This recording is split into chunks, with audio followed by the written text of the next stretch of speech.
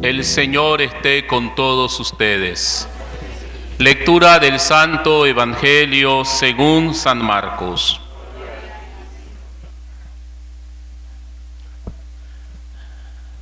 Después de que arrestaron a Juan el Bautista, Jesús se fue a Galilea para predicar el Evangelio de Dios y decía: se ha cumplido el tiempo y el reino de Dios ya está cerca. Arrepiéntanse y crean en el Evangelio. Caminaba Jesús por la orilla del lago de Galilea cuando vio a Simón y a su hermano Andrés echando las redes en el lago, pues eran pescadores.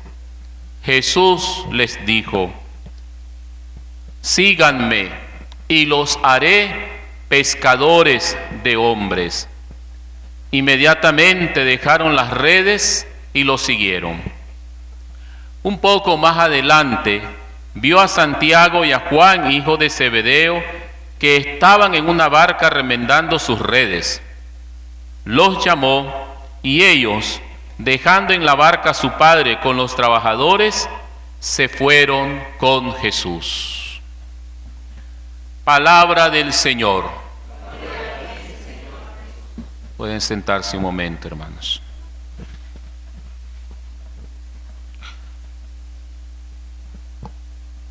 El Evangelio de este tercer domingo de nuestro tiempo ordinario, según San Marcos, comienza diciendo que una vez que echaron preso Herodes al gran Juan Bautista, entonces es cuando Jesús se da cuenta que tiene que comenzar a actuar. Y lo primero que hace el Señor es ir a buscar a aquellos futuros discípulos de Él. Aquí el Evangelio nos presenta a este par de hermanos y de amigos. Estos dos primeros, Simón y Andrés, y luego los dos hermanos Santiago y Juan, pescadores del lago de Galilea, en plena faena, en pleno trabajo, y el Señor entra en sus vidas. Les hace el llamado: síganme, síganme, lo haré pescadores de hombres, síganme para que ustedes puedan hacer con mi gracia, con mi fuerza, la salvación también de todos aquellos que a través de ustedes van a llegar a mí. Y esta invitación arranca una respuesta inmediata de estos discípulos, de estos pescadores, futuros discípulos. Lo dejan todo y comienzan a seguir al Señor. Es una respuesta muy sorprendente porque no pensaron dos veces, no le pusieron peros al Señor. Simplemente dejaron la barca, dejaron al papá, dejaron el trabajo y comenzaron a incorporarse en el seguimiento de Jesucristo. Y esto es una respuesta a lo que Jesús anteriormente había anunciado a todos, cuando hace después esta invitación, una invitación imperiosa que hace el Señor. Dice: se ha cumplido el tiempo y el reino de Dios ya está cerca. Arrepiéntanse y crean en el Evangelio. O sea, eso que el Señor dice: se ha cumplido el tiempo, ha llegado a ustedes el reino de Dios.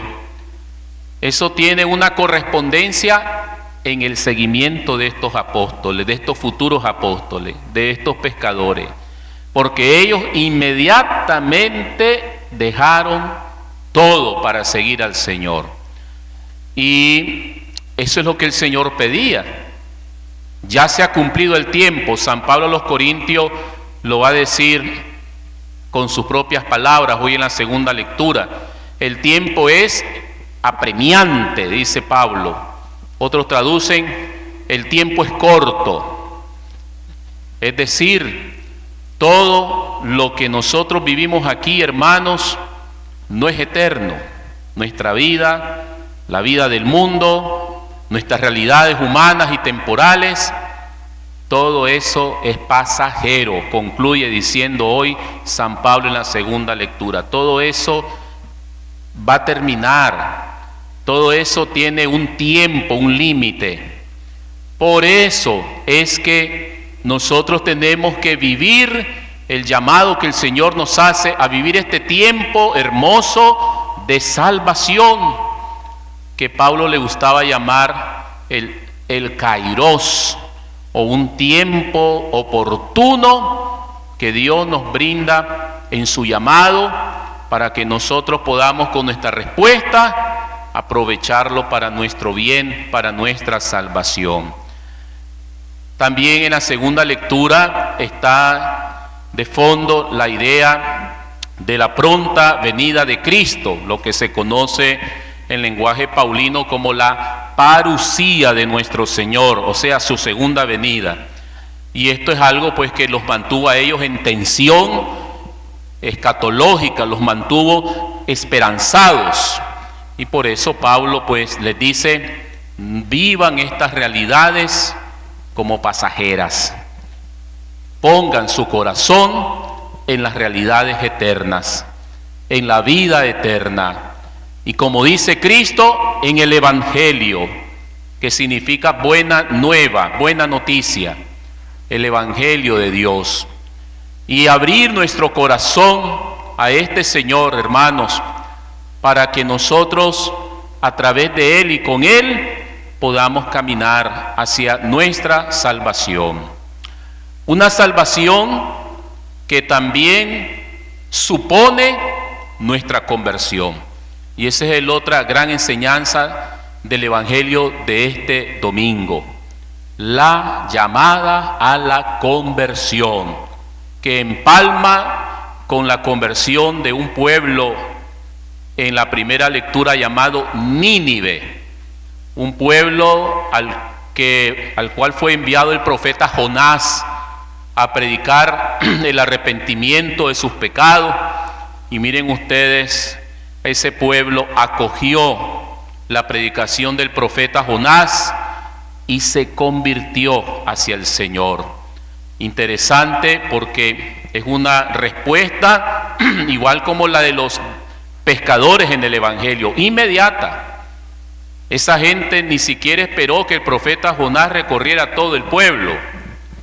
Dice que se ocupaban 3 días para visitar todo el pueblo. Y Jonás apenas un día, y desde los líderes, ancianos, niños, jóvenes, todos acogieron la llamada del profeta y se convirtieron. Jesús en el Evangelio, eso es lo que espera que nosotros seamos un Nínive, espera nuestra conversión, porque si no caminamos en esta conversión, no vamos hacia ninguna salvación. El Señor nos llama así como somos, con nuestros pecados. No nos llama porque seamos santos o perfectos o sin pecado. No, precisamente Él dice en el Evangelio, yo he venido a llamar a pecadores.